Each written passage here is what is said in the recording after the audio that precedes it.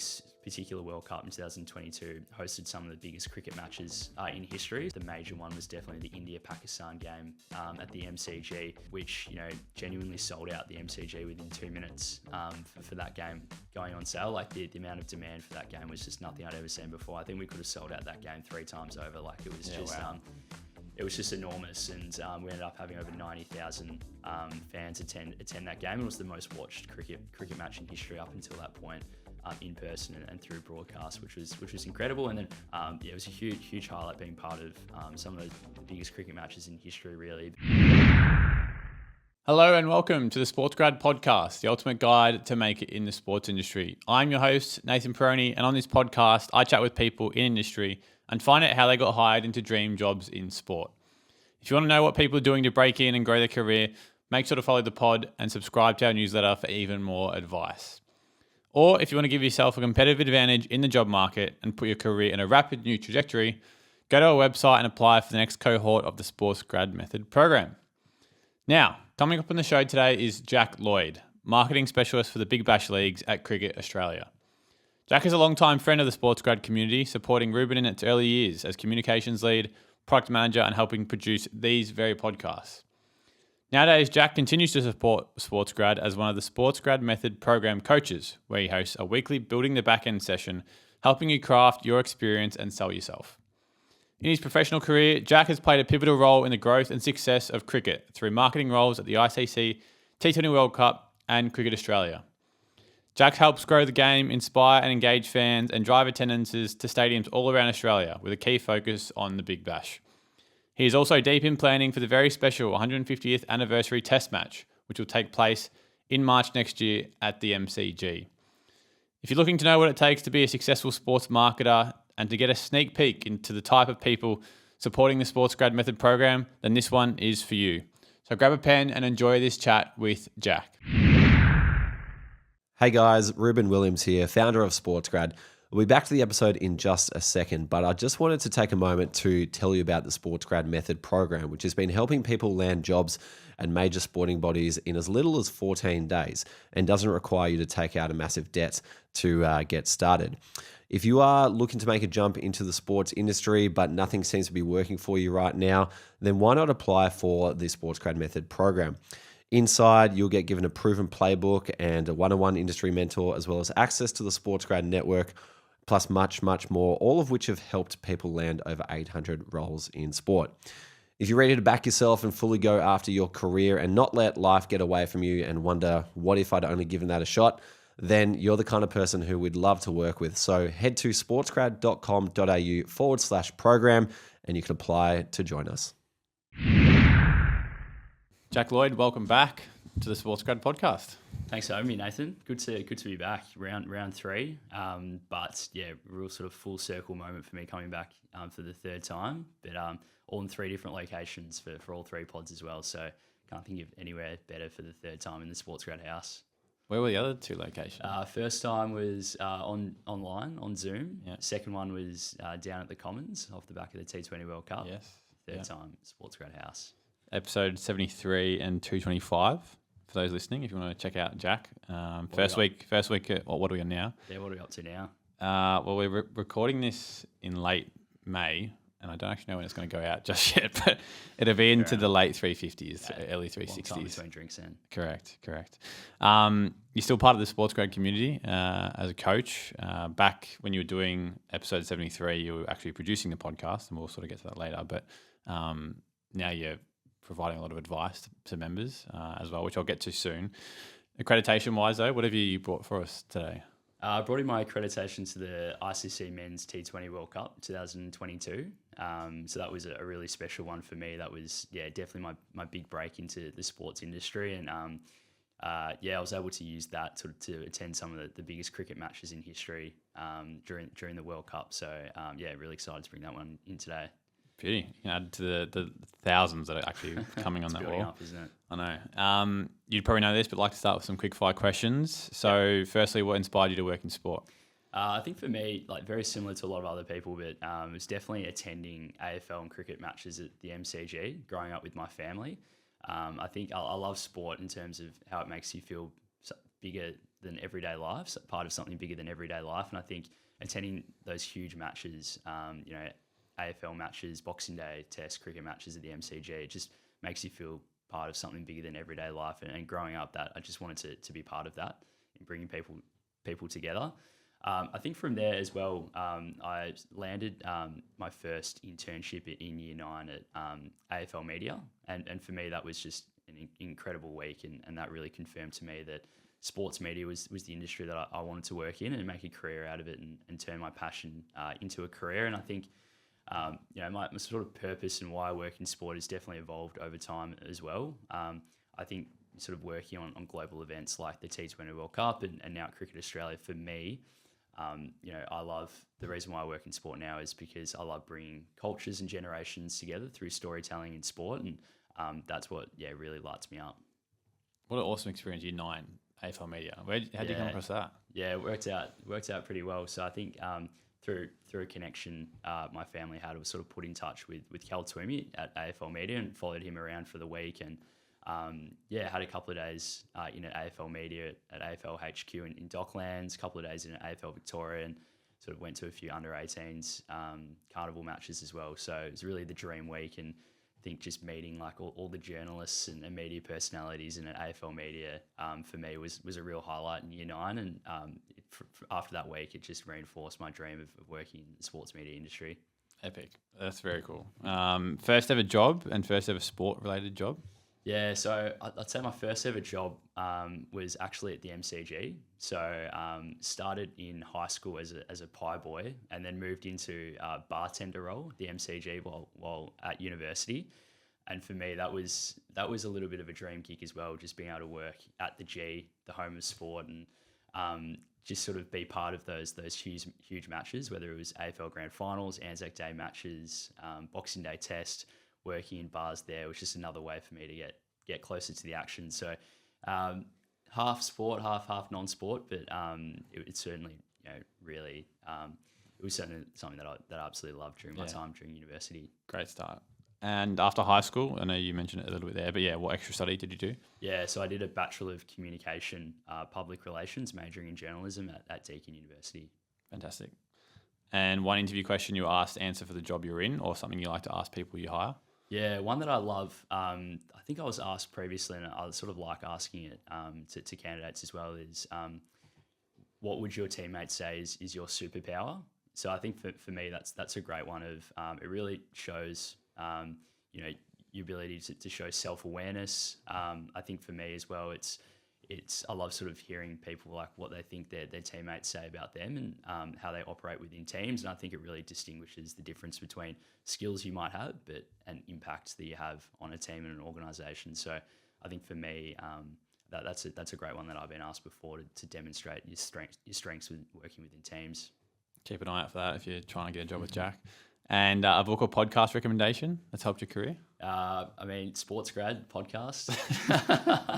For sure. I think I'm probably the person that's listened to Reuben the most talk about how to get a job in sport more than anybody. So it would be remiss of me not to say the SportsGrad podcast. In terms of books, I think for me, a really foundational one was Atomic Habits by James Clear. I think everyone should hopefully have read that by now, but I read that during COVID lockdown. And for me, just the premise of you don't rise to the level of your goals, you fall to the level of your systems was something that really set the foundation for me through that time. And then another one that's worth revisiting, I think, for everyone trying to break into the sports industry is Start With Why by Simon Sinek. And he sort of talks about the golden circle and to start from why, moving out and to not start from what you do, but to start from why you do. And I think if you sort of think about why you do what you do, then the how and the what will fall into place. And I think those people trying to break into the industry, if you can communicate your why and your purpose for working in the sports industry, that's what inspires organisations to hire you, not the other way around. That sounds like a good read. I might have to look that one up.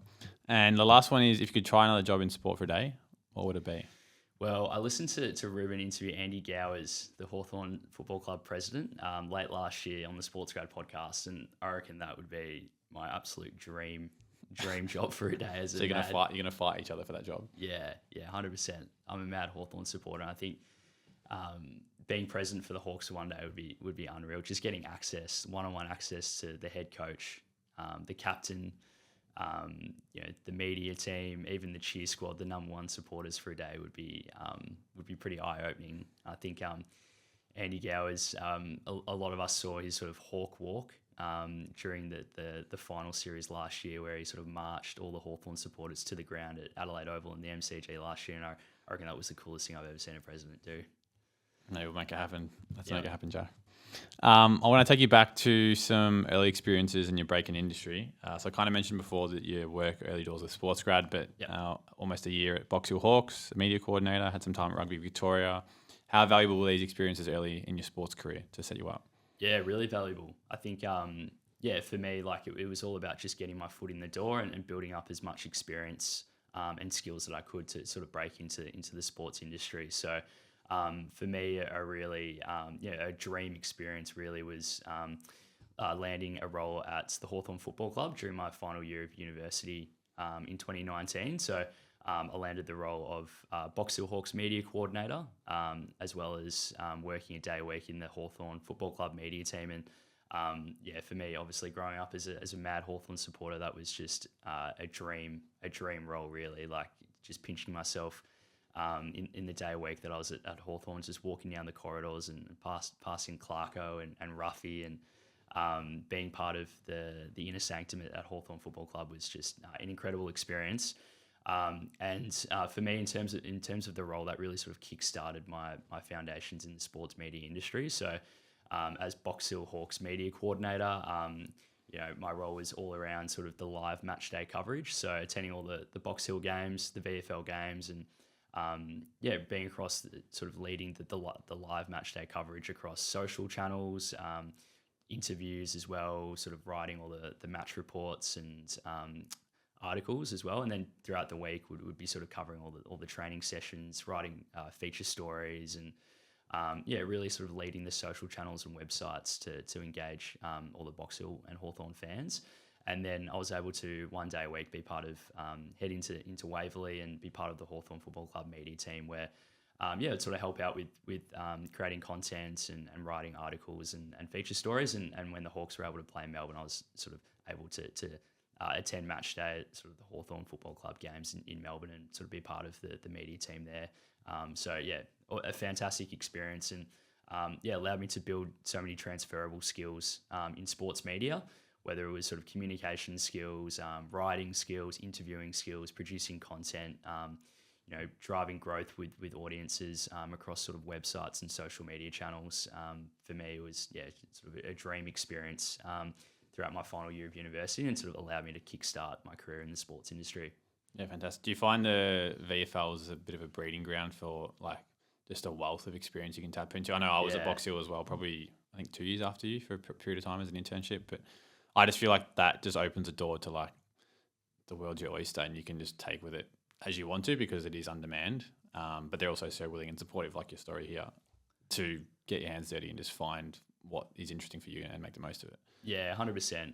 I think at the lower level down from any sort of elite sport, it's probably the best experience that you can gain, like while making your way in the sports industry, because they're always looking for a set of hands, no matter what it is, and you can really look to craft your experience in the areas that you're sort of most passionate about. So for me, like I grew up just loving sports biographies and reading sort of news articles and things like that. So for me to be able to just take the lead on writing all these great sort of feature articles and feature stories on the people that made the club what it was, through the players and the coaches and administrators and volunteers, for me that was something that I was really passionate about and loved doing. And as well as sort of the live match day coverage as well, which was a skill that you don't really get in too many places, but it is a skill that's certainly transferable to the higher level. So being able to capture content, craft sort of different angles, and really deliver the live match day coverage from a social media perspective, but then also a written and interview perspective was a real highlight for me. Yeah. Is there any initiatives that you're like most proud of from your time at either Box Hill, SportsGrad, the Rugby Victoria time that you can sort of look back on and even use in interviews perhaps into cricket? Yeah, for sure. I think for me, like my time at SportsGrad was a real highlight for me. So in 2020, sort of Reuben reached out, and I was able to be given the opportunity to join the SportsGrad team in the early stages of SportsGrad. The role was really around podcast producing. So I was able to sort of sit on the other side of the mic where we are now, where Pranav is sitting, and be part of sort of producing the first 70 odd episodes of the SportsGrad podcast, which was just an awesome experience for me. And I was able to build some great skills in creating content off the back of it, producing a podcast, interviewing skills, and editing skills, which held me in good stead to sort of land roles later in the sports industry. But I think the most invaluable experience for me, being part of the SportsGrad podcast, was just, as I mentioned before, just listening to hours and hours and hours of Reuben and Ryan and the guests that they had on talk about how to break into the sports industry, and listening to these sports industry professionals and experts talk about their field and how to break into the industry. So for me, that was the most sort of valuable aspect of that, and being able to network and build connections within the industry and all the guests that came on. So for me, that was a real stepping stone into the sports industry, being part of the SportsGrad podcast. And I think sort of my proudest achievements within that phase of my career leading into full-time work was just being part of the formation of SportsGrad. So whether it was the SportsGrad podcast ticking off key milestones, launching to number one on the careers charts, ticking off the first 50 episodes, the first 5 or 10,000 downloads, was really special for us to get the momentum going. And then I think seeing sort of what it turned out to be with our first ever sort of community meetup, having almost 100 sports industry aspiring students rock up to sort of our first ever meetup in Richmond. I think you would have been there for sure, Nath, as SportsGrad member 001, which was just really exciting to see it all come to life, and then seeing the membership kick off as well, and being part of that, and bringing sort of new members on board, and building the membership to what it is now is really cool to see how it's evolved. So I think certainly some of my proudest achievements at that phase of my career was certainly at SportsGrad, and being there from the start to see and seeing where it is today and how it's evolved has been pretty special. Yeah, I can imagine it's a lot of reward for hard effort, and great that you've had such an important role to help it grow from the get-go. So we love having you around still, Jack, so thank you. Your big break in terms of full-time work really comes from landing the role as digital marketing coordinator for the ICC T20 World Cup in Australia. Do you want to just tell us how that role came about, and if that was a contract or full-time position? Yeah, for sure. So my first full-time role in the sports industry was I landed a role as marketing communications coordinator at Rugby Victoria. And that was, sort of my first stepping stone within the sports industry. And I spent almost a year at rugby where, it sort of really built my experience, and it was a really sort of flat structure there where I was able to build a lot of different skills in a lot of areas that helped me sort of propel my career in the sports industry. And so from there, I was, sort of the role literally came up. I knew the World Cup was on the horizon. It was something I really wanted to be part of, being a massive cricket fan, and really wanting to build my career within the sports media industry. And literally I just saw the role advertised, and luckily enough for me, Reuben was a great connection to have, and he was doing some contract work at the T20 World Cup at the time within the marketing team, was able to give me a bit more information about what the role would include, and a few of the key sort of operators within the team there at the local organising committee for the World Cup. So it sounded awesome to me, and so I genuinely just applied for the role and had a couple of interviews, and I think it was just really lucky enough to land the role within the marketing team for the World Cup. And they were in a really interesting phase at that point. It came off the back of the Women's World Cup in 2020, and which was a huge success. Obviously, as I'm sure most people remember, having almost 90,000 fans attend the World Cup final between Australia and India at the MCG, and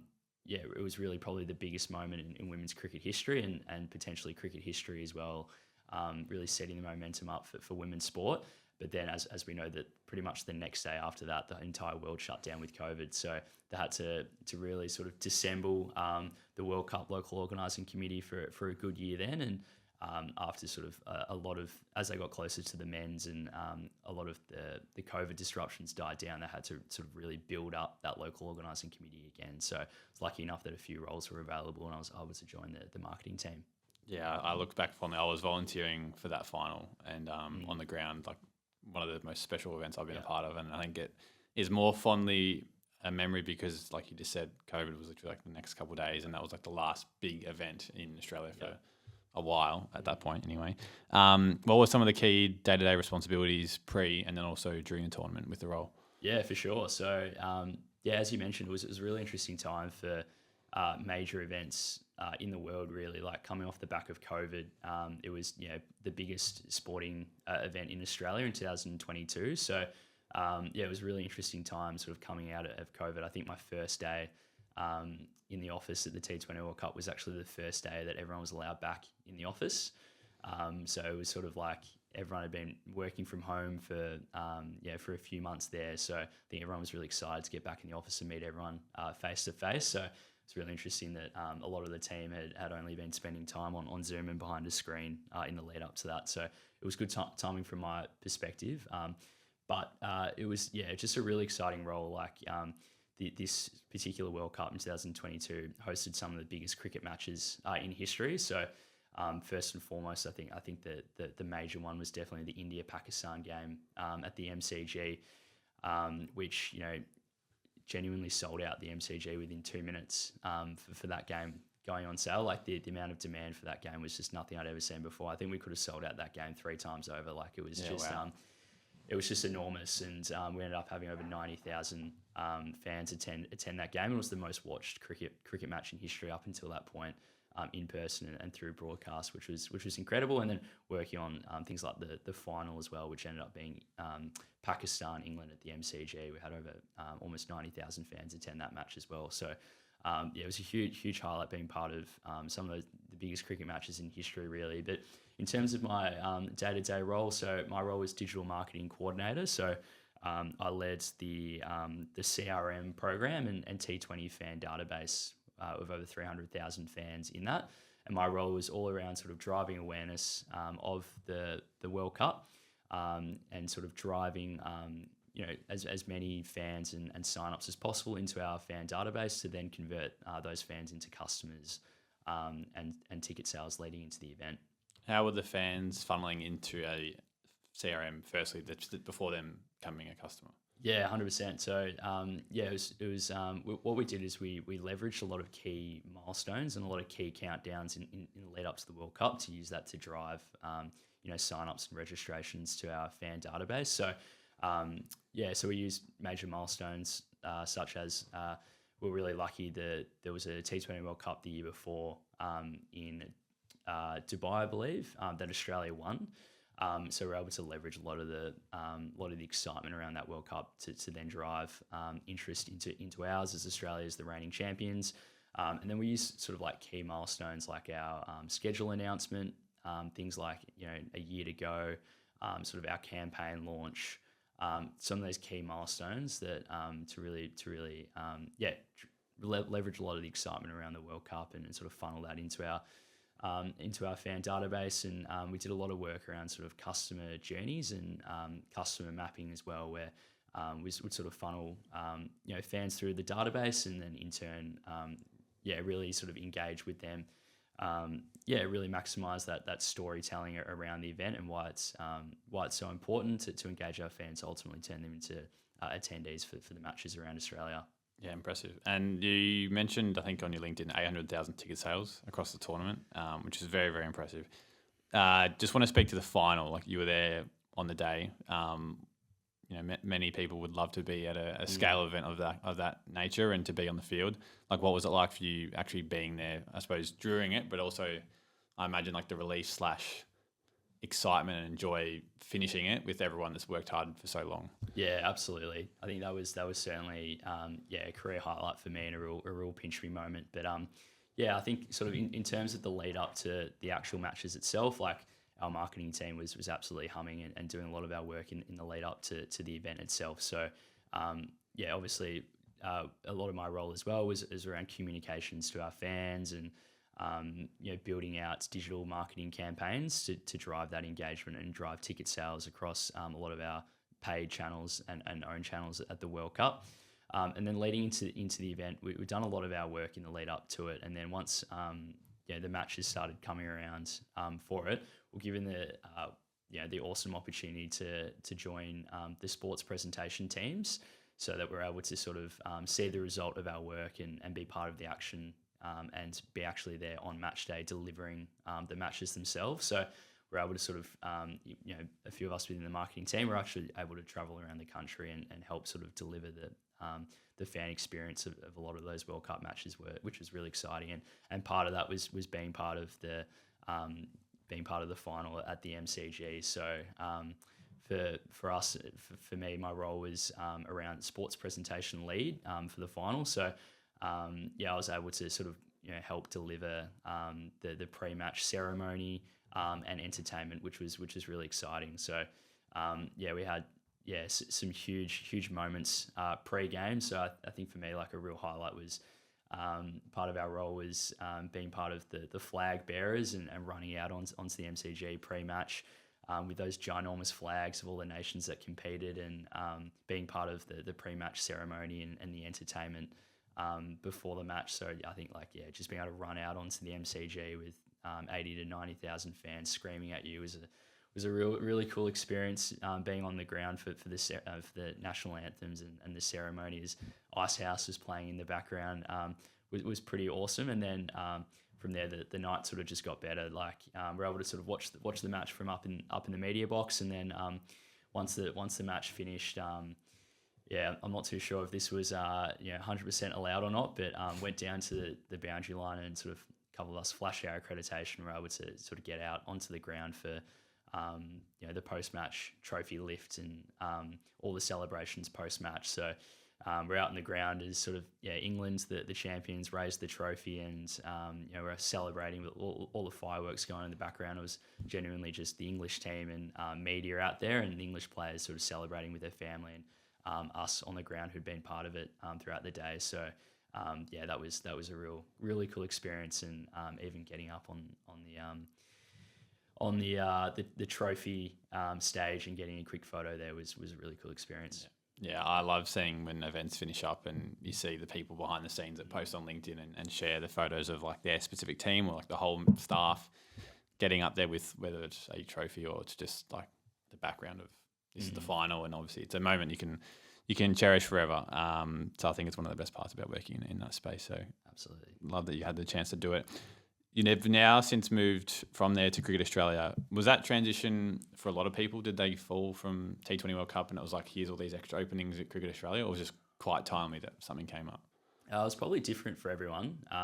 We're really lucky that our head of marketing at the T20 World Cup, Teresa Basil, was also had a newly landed the role of head of marketing at Cricket Australia. So we had that sort of connection there with Cricket Australia, and I was actually able to in the last sort of few months of working the T20 World Cup work a day a week in the Cricket Australia marketing team is a bit of a transition over. So a lot of the same team we had at the local organising committee at the World Cup in the marketing team were able to eventually transfer over to Cricket Australia, which was great. So been able to work with a very similar team throughout my whole sort of journey within cricket the last 4 years, which has been really special. So very lucky that I was able to sort of transfer across into the Cricket Australia marketing team throughout the World Cup, and then off the back of that full time. Yeah, fantastic. No, I think sometimes people struggle from that LOC events, finding what's next. So it's great that you had that smooth transition. What was the role like when you started as marketing coordinator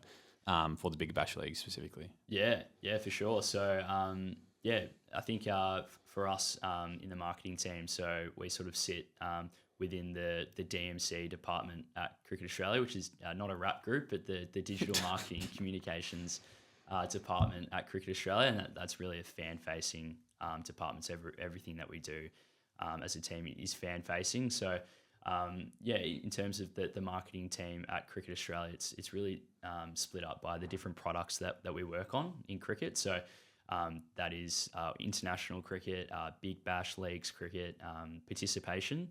So, driving people to play the sport, as well as sort of fan engagement teams and performance marketing teams. So, everything. We have the really cool responsibility in the marketing team at Cricket Australia where we really help grow the game of cricket and inspire our fans to engage with the sport, whether that's, buying a ticket, buying merchandise, registering to play cricket, signing up to our database. It's all about inspiring fans across the country to engage with cricket, which is really cool. So, in terms of my specific role, working within sort of the marketing team for the Big Bash leagues, but then also the 150th anniversary Test match, which I'm sure we'll get to soon.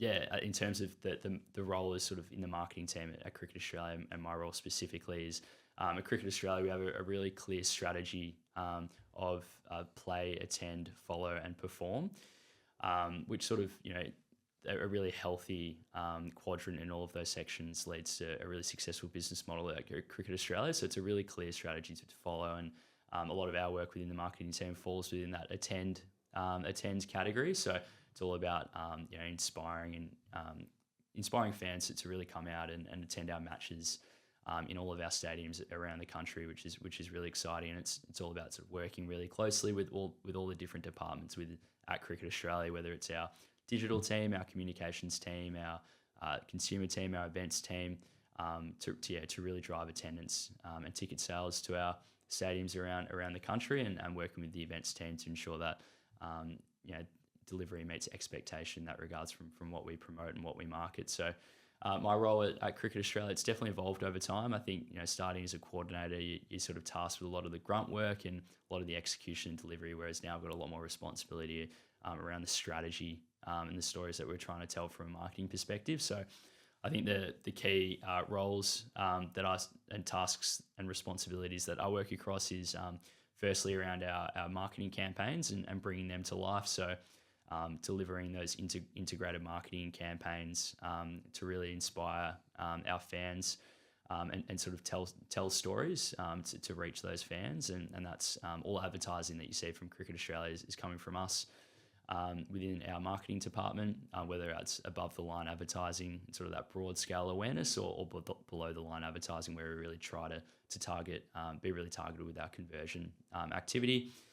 From there as well, another key responsibility is just around our fans. So really driving audience and fan growth with our targeted audiences across our sort of paid, owned, and earned media channels.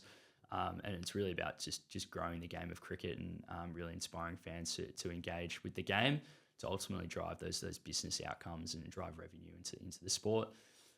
It's probably a third responsibility that I work really closely with is just around our brand. So in the marketing team, we're the brand custodians and brand guardians of Cricket Australia. So everything that the public see from Cricket Australia, we sort of work, we have our eyes close over that to ensure that our brand that we deliver to the public is really consistent with our brand guidelines and our tone and sort of the persona that we're trying to deliver for Cricket Australia. And then the fourth probably key responsibility in my role is really around stakeholder management. So building really strong relationships with our internal teams, whether it's different departments within Cricket Australia, whether it's states and territories around the country, Big Bash clubs, and external agencies as well, whether it's our creative agency, media agency, research agency. We're very much a service department in the marketing team. So a key part of the role is building those really strong relationships with all the different stakeholders in cricket. And cricket it can be a really complicated sport. There's a lot of different formats of cricket, a lot of different stakeholders that you need to work closely with, states and territories, Big Bash clubs, partners. So a key part of my role is building those really strong relationships with our key stakeholders. It sounds like from what you mentioned, it's a very diverse role. Like from looking at your resume, people looking at it just from the front cover, you're a marketing specialist for the Big Bash leagues. But then from what you're saying, it sounds like it's not just, this is my project, guys, I'm not going to worry about international cricket or community or the brand. Like you're still doing a bit of everything. Is that the same for someone that's in the international cricket marketing space, but they're also doing a lot of crossover? So you're not really siloed into just this. It's like still broadly covering cricket.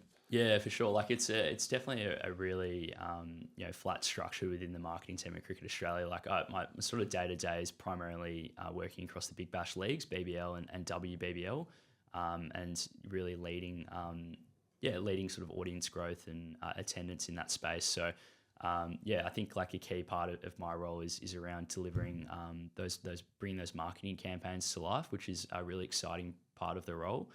And so I think, in terms of bringing a marketing campaign to life, I think it's really interesting and something that you probably don't get to see unless you get that look behind the curtain of how those sort of come to life. And I think the delivering a marketing campaign is really cool, and it sort of we sort of look at a step-by-step approach to that. I think first and foremost, you really want to identify the problem or objective you're trying to hit.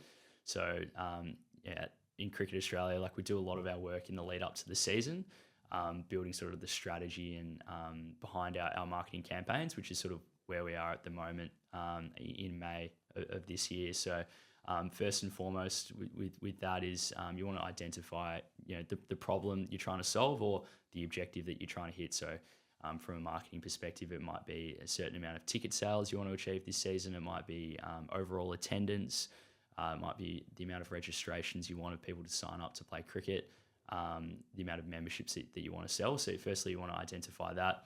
Secondly, then you want to look at the audience that you're trying to target. So what's the clear target audience and what are the insights around that audience? So key segments might be like for international cricket, we really try to target those event seekers, the 18 to 35-year-olds, to bring new fans into international cricket. From a Big Bash perspective, our core audience is certainly families. So a lot that we do is around engaging families and bringing them to matches. And then once you've identified that key audience, from there you really want to understand and uncover as much as you can about that certain audience. So everything from behavioural insights, demographic insights, anything that sort of makes them tick, what appeals to them, because ultimately you want your story to reach them as efficiently as you can.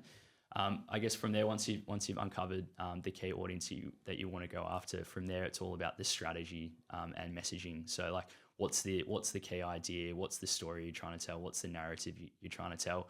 An example of this from last season is our Big Bash Leagues marketing campaign, which was the platform that we landed on, and the idea was all around we wanted to turn the volume up on sports entertainment, and that led to our campaign idea of Let's BBL, which was all around celebrating that sort of unmissable experience and energy of the Big Bash Leagues live. And it's all about sort of being able to let your hair down and not just rock up and watch, but rock up and scream your guts out and have a really, really like fun time at the Big Bash games. So that was sort of the idea that we landed on, and that was really driven by what we were trying to achieve from a ticket sales perspective and the audience that we were trying to meet as well, with families as the core audience from the Big Bash. And then from there, you move straight into all of the real nuts and bolts of the campaign planning from a creative and media perspective.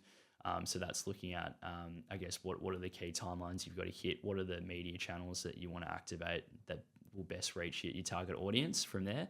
And then from there, you can sort of move into the really fun part, so the production phase of the marketing campaign. So that's, shooting your TV commercials, all your photo shoots, creating all of the different marketing assets that you see out and about, promoting the campaign. Which is a personal favourite of mine and a really, really fun part of it, bringing the campaign to life. And then from there you move into the campaign launch. So this is about making as big a splash as possible with the marketing campaign and driving that broader awareness of your campaign and what you're trying to promote for the season. And that might be sort of tied to key milestones, whether it is the launch of a schedule, a fixture coming out, the launch of tickets on sales coming out, a specific milestone in the lead up to the season. It's all about trying to make as big a splash as possible. So it really helps having that tied to a key milestone from a media perspective. And then from there, once the campaign's sort of live and operating, it's just all about optimization. So it's all about staying really close to the campaign and the channels that you've activated, sort of figuring out what's working, what's not working. and being able to be flexible at the time and to make any updates that you need and jump onto any sort of key matches that need support potentially, and sort of be really efficient with the spend that you're funneling into the campaign. And then from there, it's all about letting that roll out and hopefully it's performing really well. And then once the campaign's concluded, you sort of move into the reporting phase of that. So understanding what you achieved in regards to that, uncovering all the key insights and data to help you sort of implement those key learnings for the next season. So we do a lot of our work in the lead up to the season in the marketing team, like getting our marketing campaigns to life. So by the time the season rolls around, we've done a lot of our hard work, a lot of our strategy. So at that point, it's really just jumping onto those key matches and understanding like which ones need support, so we can sort of funnel our resource and energy into those key matches that need support to hit our sort of targets. So it's very different to I think working marketing in the sports industry is very different to working in retail, for instance, where you have sort of a marketing campaign live for 365 days of the year. That sort of you just set and forget. For us, it's very seasonal, and it's sort of we do a lot of our work in the lead up to the season to get those campaigns live and jump onto any sort of marquee matches that need support as they come around. With these campaigns, what's like the timeline from ideation to execution? Is that like a pretty consistent runway of, I don't know, 6 months sort of in your off season? Or is it like summer, hey guys, like we've got this thing coming up and we've got a month to sort of turn this around? Yeah, there's probably different different scale of marketing campaigns. So for our sort of main seasonal campaigns, whether it's for international cricket or for Big Bash, you want as much lead time as possible, so you can you really make sure that they perform really strongly, and there's a lot of strategy and insight that's gone into them. So for instance, those could certainly take like the full sort of 10 months leading into the season, from ideation, research, all the way into sort of production and then delivery of the campaign in the lead up to the season. And then on the other end of the scale, you might have smaller sort of consumer retail-led campaigns. So whether it might be for, at the moment, we're sort of looking at driving registrations to our Cricket Plus database in the lead up to international tickets on sale, pre-sale, and then on sale. So at the moment, it's sort of driving as many registrations into the Cricket Plus database as we can, to then sort of really fill up the database for when tickets go on sale. So something like that might only need sort of a month or two lead-in time for that. So it really depends on the scale of what you're trying to achieve with the marketing campaign. With the seasonal campaigns, like we have huge objectives that we want to hit for Big Bash, whether it's over 1 million attendees for the Big Bash season. That will need a lot more effort and resource and investment put into it compared to more of a smaller retail campaign, whether it's to drive sort of sign-ups or membership sales, or if we've got a specific offer in market, whether it's potentially like a Black Friday sale or something like that, where we just need a quick hit in regards to the retail objectives we're trying to hit. Do you do much competitor analysis with your other sports that are going on at that time of year in the summer? I think it's probably spoken about from afar in industry, like you got the cricket, the basketball, the soccer, they're all sort of the main ones that I think going in that period of time. Like, do you often look at what are they doing? How can we do better than them? Is there something that we like, even from another sport that is more winter based, that you go, yep, let's make sure we do that? Yeah, 100%. Yeah, 100%. It's always like really important to have that view of what other sports are doing. But I think with cricket, it's also really important to understand that we're really unique to those sports as well, and we want to play into that uniqueness as well. Like for something that might work for another sport necessarily might not work for cricket. Like we have a really unique space where we definitely sort of own that summer landscape, and it's sort of the different formats that we play is really unique and allows us to target those different audiences depending on the format. But for us, like for me, I love seeing like what the Australian Open do in that January timeframe. I feel like they just get bigger and bigger every year, whether it's the precinct, the entertainment, the amount of sort of attendees that they drive for the 2 weeks and 3 weeks of the tournament is incredible. And then looking at other sort of major events as well, like the F1 as well, which has just really exploded in the last few years, and seeing how they engage fans and all the different partner activations they have for the event and sort of how they run processes like ticket ballots and pre-sales and on sales is we're always looking to improve in that space. So I think for me, just being naturally just absolutely love the sports media and marketing industry. I've naturally got an eye over what other leagues, organisations and events are doing. But I think from a Cricket Australia perspective as well, it's really important to understand what makes cricket unique in that period of time throughout summer. And I think with cricket, we had still such a strong tradition and values within the sport that are really important to hold on to, that people hold dearly with cricket fans around Australia. You mentioned earlier the 150th anniversary Test match, which is coming up March 2027 against England at the MCG. What type of campaigns and work are you currently working on to make such a big occasion even bigger than what people maybe realise? Yeah.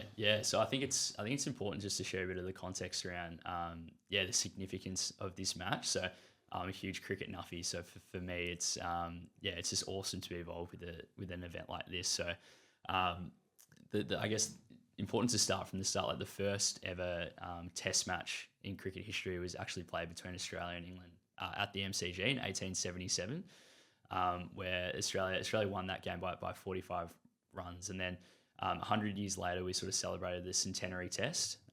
The same teams at the same venue, 1977, Australia and England, and that centenary Test was it was positioned as probably the biggest moment in sort of Australian sporting history up to that point, apart from the Melbourne Olympics. And from there, all the great cricketing legends were sort of present for that match on the sidelines. You had your Don Bradmans, your Richie Benos. The Queen made an appearance at tea time at day 5, which was pretty confident of them that they would expect to make it to day 5, especially after the recent Boxing Day Test that we had at the MCG, only lasting 2 days. But that was just a huge moment in Australian sports history. And so what we're trying to do here is really to elevate that even further, and the positioning of the 150th anniversary Test match is a Cricket's greatest show, 150 years in the making. So the Test match will be held from the 11th of March 2027 at the MCG between Australia and England, but for the first time we'll have this game played under lights for the first men's day-night Test match played at the MCG. Which would be really exciting. So, a lot of history behind this. We're expecting it to be the largest gathering of cricketing legends in cricket history. So all of the past Australian, England Test players have been invited. All past captains will be there from all around the cricketing world. All the Cricket Hall of Fame members will be there. We've sent out invites to the royal family as well. So hoping that the king can make an appearance. Maybe not at day 5 of this Test match, but that would be pretty incredible to have the king there as well. So it's just going to be a massive global event, and it's a real celebration of the history of men's and women's Test cricket, but also a nod to the future with the day-night Test and what's to come for the sport. It's a very special moment. Did you have, any sense of shock that the sales were the way they were on the first day? I know there was a few people in the office that were jumping on it, and I couldn't believe, I suppose, the demand. What are those numbers at? And were you surprised on day one? Yeah, absolutely. It was pretty enormous, just the demand. I think it actually took us aback. We knew it was going to be big. We were probably shocked it was going to be this big, the demand for it. So it was the first time that we've actually run a ticket ballot at Cricket Australia, which just shows initially how big the demand was. And it was just enormous, both locally and internationally as well. So we had in the end, we had days 1, 2 and 3 of the Test match were oversubscribed in terms of ticket ballot registration. So we had more people registering for the ticket ballot than there were general public tickets available for the first 3 days. And we're able to we had, especially for even day 1 of the Test match, we had almost double the amount of registrations for the tickets available for day 1. So the demand was enormous. And once the ticket ballot ran its process, we ended up sort of selling out the first 3 days of the Test match, general public tickets a year out for the event. So absolutely enormous demand, which is absolutely insane. So I think it's going to be absolutely enormous. And I think obviously the Ashes in 2023, one of the best series of all time in England, certainly played a part in just the interest of that. Obviously, we did as much as we could to leverage the Ashes series over summer. So we had the ticket ballot registration period open the week of the Boxing Day Test. So we'll made a really conscious effort to leverage all of our own channels and the huge amount of traffic that we'll drive into site, regardless with the summer of cricket that we had, and then ensuring throughout the Boxing Day Test that we were just absolutely everywhere, whether it was sort of big screen, at match activations, broadcast integrations as well, and throughout the whole sort of online digital presence. We made sure that we're everywhere for the Boxing Day tests, and we also sort of I think for me, like just being there from, I guess, the early stages, the development of the event was just an awesome experience. So even being part of helping create the logo for the event, helping lead the production of the hype reel for the event as well, and sort of building out the micro side and history of that. Like, just didn't feel like work for me. Being a huge cricket nuffy, it was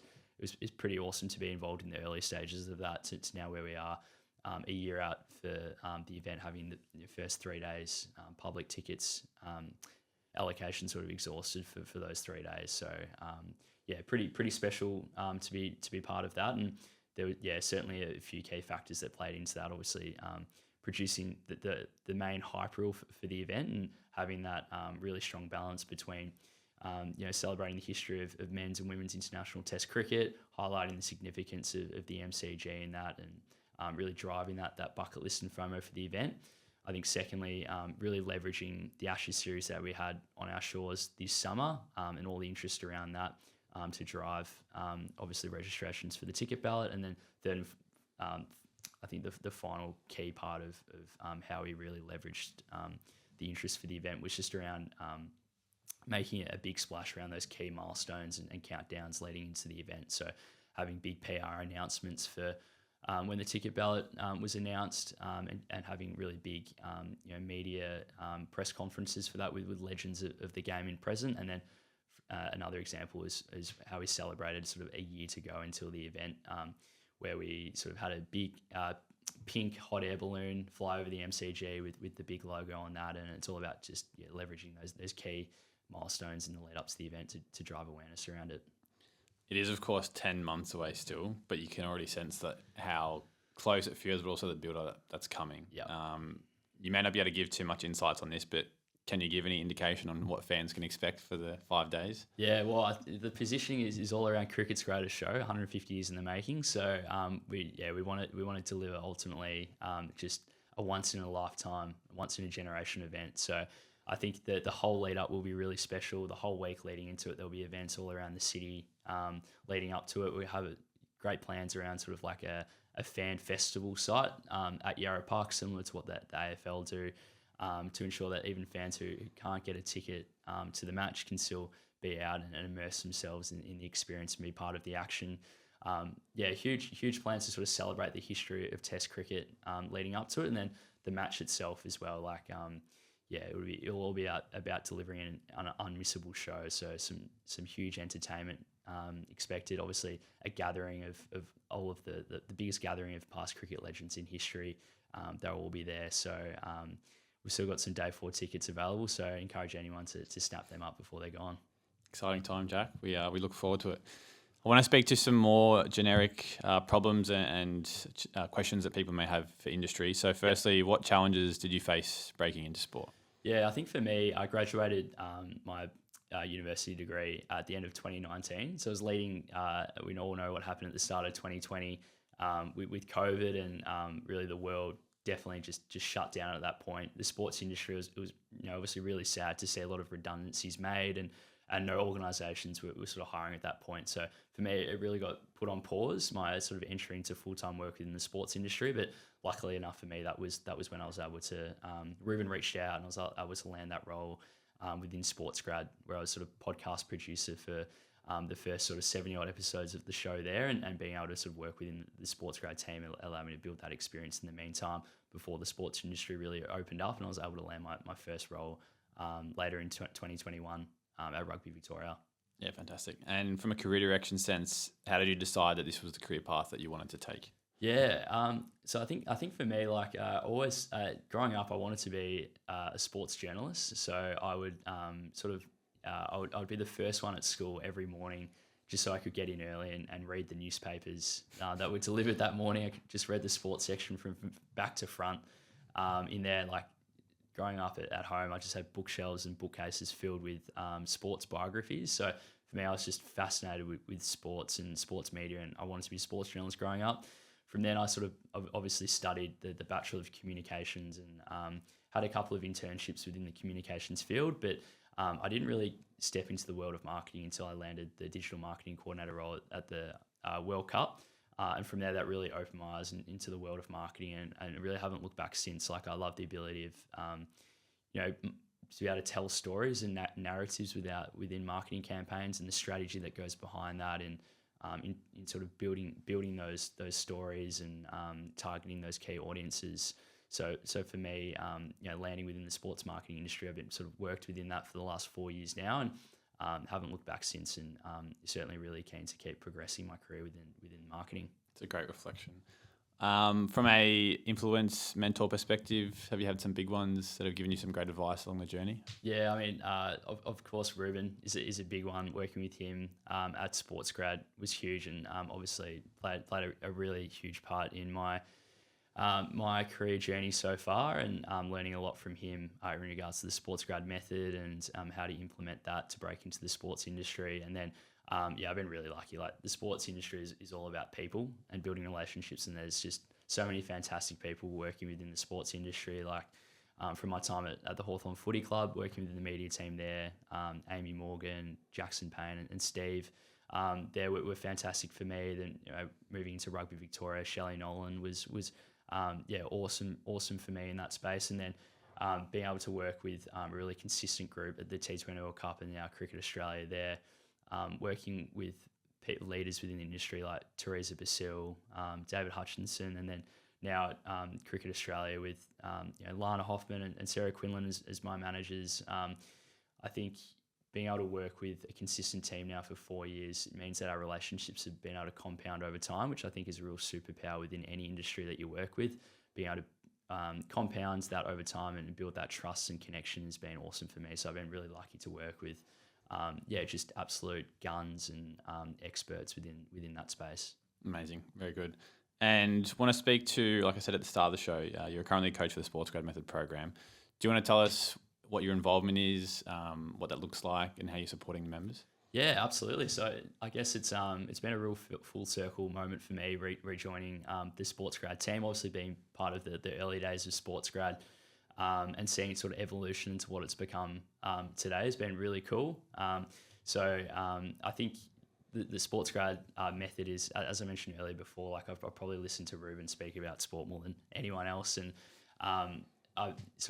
being able to, and seeing him sort of implement that SportsGrad method over time, and I've been able to sort of implement that and it's been allowed me to sort of break into the sports industry and land my roles within the World Cup and Cricket Australia. So I think the SportsGrad method is just really the ultimate playbook to break into the sports industry. So I think getting access, it's just like something that I wish that I had access to when I was at university, for sure. Like it's the curriculum that you can sort of follow in your own time and dive into, and some of the resources available in the SportsGrad method is stuff that I still use today, no matter what stage of your career. It's really important. Things like the daily cheat sheet you get access to, career operating system, the networking sheet is still something that I use.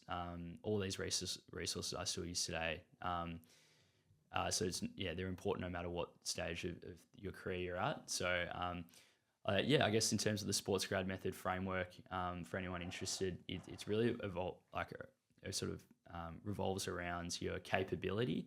So your current skills and experience times your potential, which is the future value that you can offer organisations. And with this, it's really important within the method and sort of land roles in sport that you sort of communicate your potential and what you can offer organisations, in a really clear, effective manner.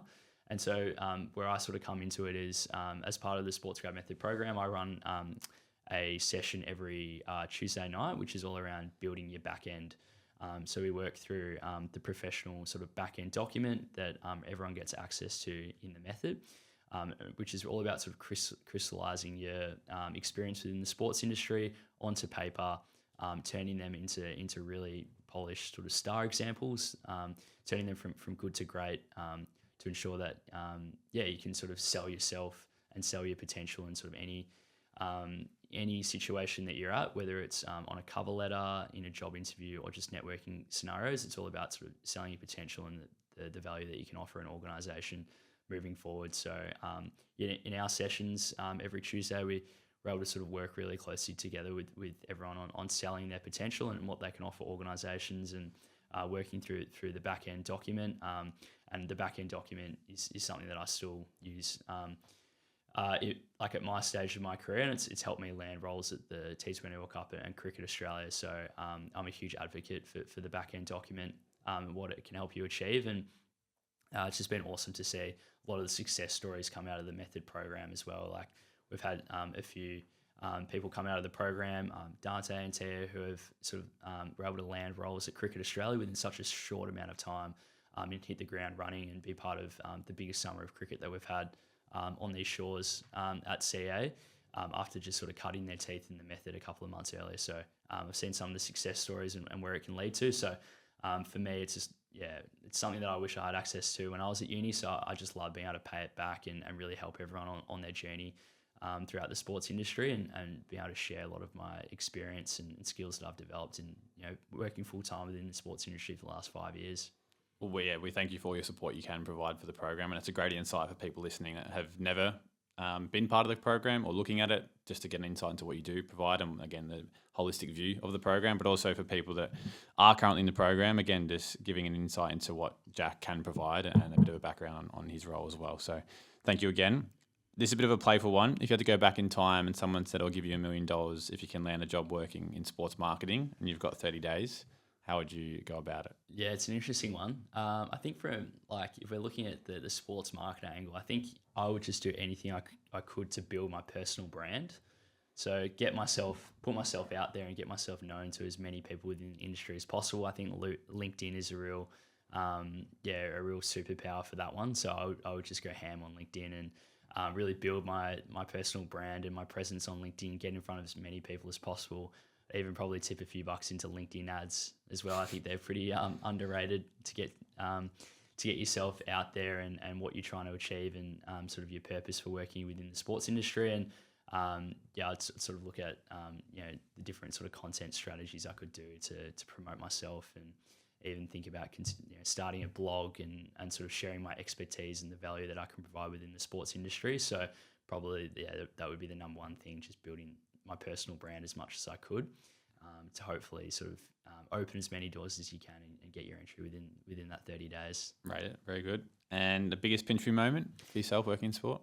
I think for me, it might be a bit of a longer one, but I think being part of the summer of cricket that we've just had at CA. So definitely the biggest summer of cricket that we've had on our shores at Cricket Australia, the summer just gone. And I think it started all the way back in August last year, where we had sort of the Northern Top End International Series, and that led into the India Men's White Ball Series we had around the country, which was really exciting. We ended up selling 99% of general public tickets available for that series, which was just huge. Like, the Indian fans are the best. I've been to the IPL before in India, and that it's just on another level for them. Like, they're just absolutely fanatic about the sport. So the atmosphere at some of those games was just electric. Being at the MCG with almost 90,000 Indian fans for that T20 against Australia was just epic. And then that sort of led straight into the WBBL season, which I played a key role in from a marketing perspective, and that was just another record-breaking season. And I was sort of at the final for that in Tassie, seeing the Hurricanes sort of lift the trophy for the first time in the WBBL in front of all their home fans was a really cool experience. And that then led straight into the BBL season, which was a record-breaking season for the BBL. Over 1.1 million fans attending this year. Sort of eight sold-out blockbusters across the country. And I think the certainly reinforce it sort of status. The Big Bash is certainly back, having sort of a record-breaking season for that. And I think for me, a real key highlight of that was just around the work that we did in the Melbourne market and attending the Melbourne Derby there. Certainly we put a lot of priority and focus into the Melbourne market. We'd sort of identified that the Melbourne market for Big Bash was, we probably had the lowest crowds, sort of seat utilisation. So thinking about the MCG and how big the stadium is, and Melbourne buyers we found sort of typically bought later than any other market. So we put a lot of focus and a coordinated effort across league, clubs, stakeholders, agencies and media to really build up the Melbourne Derby. But Derby is like the must-see BBL game and must-attend game this season. So being at that game and having almost 70,000 fans attend that was really special. And the work that we did in building the Choose Your Side marketing campaign to really split Melburnians into two sides and add sort of that added meaning to the match. And initiatives like bringing the Melbourne Mace and the work we did with sort of ambassadors like Dan Gorringe, I think it was a really coordinated effort to build up that match as the must-see match in Melbourne for the summer. And that then led into the international season as well. And I think a real sort of highlight for me was being there at day one of Boxing Day, with 90,000 fans. Being there for that match and just being part of it was just like really, really special. The team did a huge amount of work on launching a sort of first ball ignites it all campaign, which is all around sort of showcasing that the first ball of the Ashes series is something that's not to be missed, with all the iconic moments of like the Steve Harmison ball and the Stark ball, as well to the first ball of the series. Always something incredible happens. So it was all about, even though we'd sold out the tickets for day one of all these test matches, it was all about fans being able to experience that moment live wherever they were around the country and in the stadium. So we sort of launched an Australian first of we had sort of over 1,000 retail media screens around the country play the first over of every test match live, whether it was in shopping centres, bus stops around the country. And that was, just an awesome campaign led by the team to really encourage people to tune in to the first ball of every test match. So I think for me, just sitting there day one of Boxing Day tests and every seat pretty much filled before the first ball of that test, where normally for international test matches, you get people sort of like streaming in throughout the day with no real urgency, but to be there with sort of everyone at their seat for the first ball was a really cool moment. And then that sort of led into all of the women's international matches as well throughout February and March. So I think for me, just being part of the biggest summer of cricket on these shores, Boxing Day test, day one, the international test and 2 BBL games, being sort of the highest attended day of cricket in history as well, was being part of moments like that was pretty special this summer. So I think for me, that was the big career highlight and pinch me moment. One hell of a summer. It's hard to say you're not loving your job from the way you are. So like, your face lights up and the passion you have for what you're doing. So keep doing the great stuff you are, Jack. Now I wanted to say, the second last from me, what do you think your life would look like if you hadn't pursued a career in sport? I think it would still be within the communications industry. So always loved writing growing up at school, and then obviously studied Bachelor of Communication at Deakin. So I think it would be working in a communications agency. Don't have to worry about that now because you're in a good spot. So, and the last one is the question from our last guest, and that was, what stop measures do you implement to your work to prevent burnout? Yeah, I think it's a really good question. Like we do talk about that at work as well, just sort of being able to identify and have that self-awareness of when you think things might be getting too much for you and you might have too much on your plate. So I think the first and foremost is just having that self-awareness of being like, okay, this is getting a lot now. I'm getting pretty stressed out here, because if you can't identify that to begin with, sometimes it's too late and it gets all too much. So I think it's just having that really strong relationship and communication with your team members and your manager to ensure that they're across your workloads and sort of what you're working on a consistent daily basis. So it never really gets to that point, but if it does, and you're sort of you're getting closer to that burnout point, and you're dealing with too much, it's probably just being able to delegate that and being able to ask for help if you need it, and getting some support, across a few of the key areas. And then for me, as well, it's just being able to be at your best when you're at work. So I think for me, it's definitely about looking after yourself outside of work as well, and really prioritizing the things that allow you to sort of maximize your potential and your ability at work. So whether it's just getting away from your desk at lunchtime and going for a walk, really prioritizing your organization, and just being really organized for sort of your workloads and any key meetings that you've got, and prioritizing sleep and your health and exercise and all that really makes a difference at the end of the day. Yeah, I really like those ones. And from you, what is the last question you would like to leave for our next guest? For me, obviously big, sports marketing enough. So I'd say, like, what's a sports partnership that you'd love to see in the future, a brand partnership? So I think brand partnerships are definitely one of the coolest parts of sport that really brings sort of major events and matches to life, whether it is with sort of key brands or key ambassadors. So my question would be, what's a sports brand partnership that you'd love to see come to life in the future? I really like it. I look forward to hearing. And somehow we keep going pod to pod and no one's asked the same question yet. So awesome. I hope it goes for a long time. Nice. Jack, I really appreciate you coming in today. A hat trick of podcasts for you. You're doing an amazing work to continue to support SportsGrad as a whole. And like we said, it's an exciting time coming up at Cricket Australia. So I know we will all be tuning in come March for the exciting anniversary. But before then, obviously, that's another massive summer of cricket to come. So thank you again, and we'll see you around. Cool. Thanks for having me, Nath.